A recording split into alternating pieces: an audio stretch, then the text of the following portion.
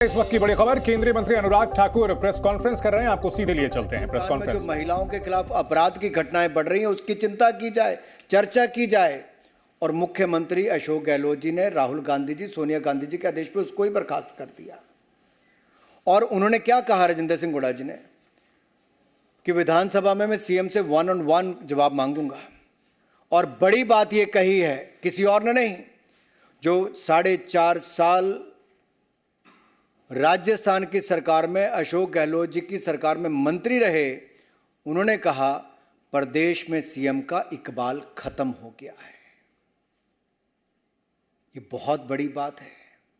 एक जो आपका मंत्री 4.5 साल आपके साथ रहा, उन्होंने कहा राजस्थान में अराजकता का माहौल है। सीएम विधानसभा में आते हैं, ना आते हैं ना जवाब देते हैं। और ये मैं नहीं कह रहा जी, ये राजस्थान में कांग्रेस के मंत्री ही अपने मुख्यमंत्री से सवाल खड़े करते हैं। एक मंत्री तो ये हैं जिन्होंने हिम्मत करके महिला अपराध पर कोई बात कही। दूसरे मंत्री जिनको उन्होंने शह दे रखी है और संरक्षण दे रखा है सोनिया जी, राहुल जी के आदेश पर, जिनको बचाने का काम किया है अशोक गहलोत जी ने, वो शांति धारीवाल जी क्या कहते हैं? जब महिला के साथ बलात्कार की घटना हुई, अपराध की घटना हुई, तो उन्होंने कहा ये मर्दों का प्रदेश है। और पूरे कांग्रेसी ठहाका मार के हंसते हैं मंत्री और विधायक और मजाक उड़ाते हैं। सोनिया जी, प्रियंका जी, राहुल जी, इस पे कोई जवाब नहीं देगा क्या कांग्रेस पार्टी का? मल्लिकार्जुन खड़गे जी से मैं कहता हूं, और मैं तो इतना ही कह सकता हूं, मैं तो यूपी चुनाव में जब सह प्रभारी था तो प्रियंका जी बड़ी बड़ी बातें करती थी। लड़की हूं, लड़ सकती हूं, बस राजस्थान नहीं जा सकती हूं। बिहार पर मुंह में दही जमा सकती हूं और बंगाल पर होंठ सिल सकती हूं। लड़की हूं, राजस्थान नहीं जा सकती हूं, और कोई महिला अपराध की आवाज उठाए तो मुख्यमंत्री अशोक गहलोत कह के उनका इस्तीफा करवा सकती हूं। लड़की हूं, लड़ सकती हूं। शांति धारीवाल ये कहे मर्दों का प्रदेश है तो ठहाके मां के हंस लेना, बचाने के लिए मैं तुम्हारे लिए लड़ सकती हूं। अरे राजस्थान में आपराधिक घटनाएं महिलाओं पर कौन कौन सी हुई, जरा एक बार सोचिए तो सही। मुख्यमंत्री के घर से 5 किलोमीटर दूरी पर वैशाली नगर में एक बच्चे के सामने उसकी मां की इज्जत लूटी जाती है, उसको मरने पर मजबूर किया जाता है। करौली में युवती का अपहरण करके, गैंग रेप करके गोली मारी जाती है, एसिड गिराया जाता है, फिर कुएं में डुबा दिया जाता है। दौसा में आदिवासी महिला का अपहरण करके, गैंग रेप करके, एसिड डाल के उसकी भी हत्या कर दी जाती है। उदयपुर में 8 साल की बच्ची के साथ दुष्कर्म करने के बाद 8 टुकड़े करके फेंक दिया जाता है जंगल में। बीकानेर के खाजूवाला में 2 पुलिस वाले शामिल होते हैं बलात्कार में, लेकिन गिरफ्तारी पहले दिन नहीं होती, सीसीटीवी कैमरा में है तब भी उसके बावजूद। जोधपुर में जिसको भाई जैसा माना था, ऐसे 3 लोगों ने, दरिंदे कहूंगा मैं तो, जिन्होंने दुष्कर्म करने का काम किया। और ये मुख्यमंत्री का गृह जिला है। अरे मुख्यमंत्री तो सोए हैं, लेकिन जो लड़की है लड़ सकती हूं वो कहां है? जो बॉर्डर से चले गई करौली के पास, लेकिन वहां नहीं जाने का दम भर पाई जहां करौली में दलित युवती के साथ गैंग रेप करके एसिड फेंक के उसको मार दिया जाता है। दलित हो, युवती हो, महिला हो, इनके खिलाफ राजस्थान नंबर 1 अपराध की दृष्टि से, महिला अपराध की दृष्टि से बना है।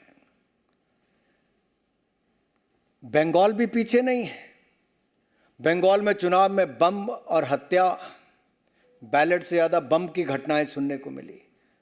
हत्या के मामले, हत्या और हिंसा के मामले, रास्ते सत्ता हथियाने का काम किया गया। लेकिन पश्चिम बंगाल में मैं आप सबके सामने कहना चाहता हूं, ममता बनर्जी जी न जाने आपके दिल में ममता बची है कि नहीं बची है, ये सवाल खड़ा होता है। बंगाल के हावड़ा में इंसानियत शर्मसार हुई है, लेकिन सबके होंठ सिले हुए हैं जी। हावड़ा के पांचला इलाके में पंचायत चुनाव के मतदान के दिन 40 से ज्यादा टीएमसी के गुंडों ने महिला को निर्वस्त्र करके घुमाया, प्रत्याशी को पीटा गया, बेइज्जती की गई।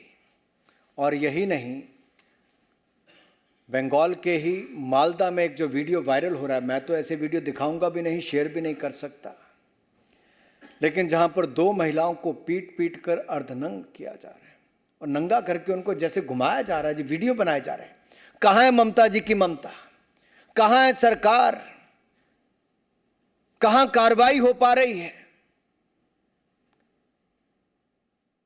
ये बंगाल से लेके बिहार से लेके राजस्थान तक, तृणमूल हो, जेडीयू हो, आरजेडी हो, कांग्रेस हो, इनके शासित राज्यों में महिलाओं के खिलाफ अपराध की घटनाएं बढ़ रही है और सरकारें मूक दर्शक बन के बैठी हैं। ये गठबंधन की बात करते हैं, उस गठबंधन के नेताओं के ऊपर देखिए, एक भी इस बात को लेकर अपनी बात नहीं कहता है। और कहां गए वो अवार्ड वापसी वाले लोग? कहां गए कैंडल मार्च वाले लोग? कहां गए फ्रीडम ऑफ स्पीच वाले लोग? क्या बंगाल, बिहार, राजस्थान में महिलाओं के साथ होती घटनाओं पर वो मूक दर्शक बन के बैठे रहेंगे? और जो मर्दों वाला प्रदेश कहकर ठहाके मारते हैं, उस पे खड़गे जी, आप क्या, पूरा गांधी परिवार भी मूक दर्शक बन के बैठा रहता है। सवाल खड़े होते हैं आपके सामने।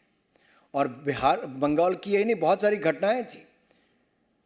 फरवरी 2020 में हल्दिया में मां बेटी के साथ सद्दाम हुसैन और मंजूर मलिक के नाम दरिंदों ने रेप करके उनको जलाकर मार दिया।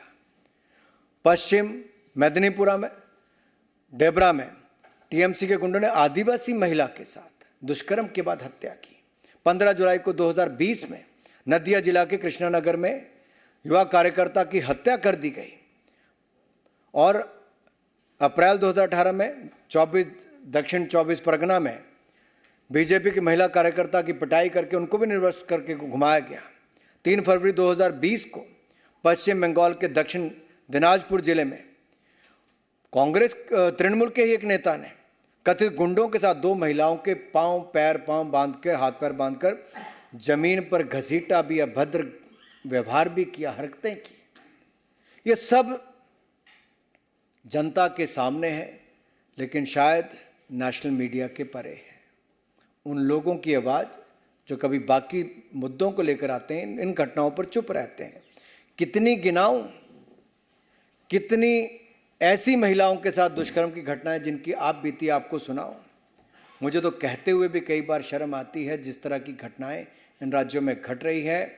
लेकिन जो राज्य बंगाल कभी भारत के लिए ऐसे नेताओं के योगदान के लिए जाना जाता था, जिनका बहुत बड़ा योगदान आज़ादी से पहले, आज़ादी के बाद भी रहा, आज वो बंगाल शर्मसार हो रहा है ममता जी के राज में। अपराध, आतंक और महिला अपराध की घटनाओं को बहुत बल मिल रहा है और संरक्षण मिल रहा है।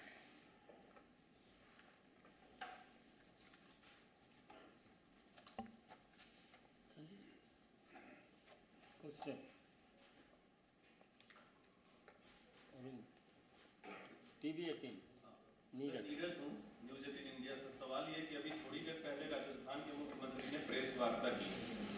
प्रधानमंत्री नरेंद्र मोदी ने भी राजस्थान का जिक्र किया था अपने बयान में।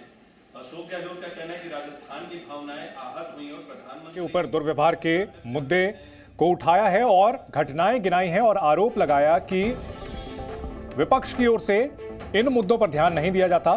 पश्चिम बंगाल में महिलाओं के साथ लगातार दुर्व्यवहार, दुष्कर्म की घटनाएं हो रही हैं, लेकिन विपक्ष इन पर ध्यान नहीं देता और मणिपुर पर राजनीति कर रहा है।